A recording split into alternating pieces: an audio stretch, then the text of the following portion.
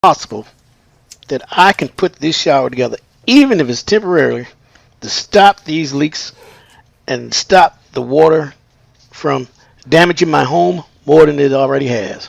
Okay, that's the end of the story.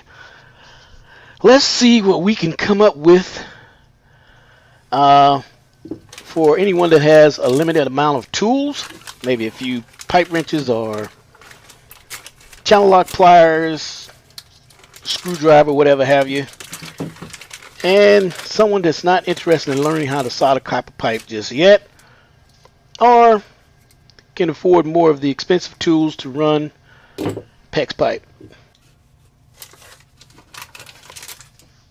And this galvanized nipple here, I just bought this as a random size.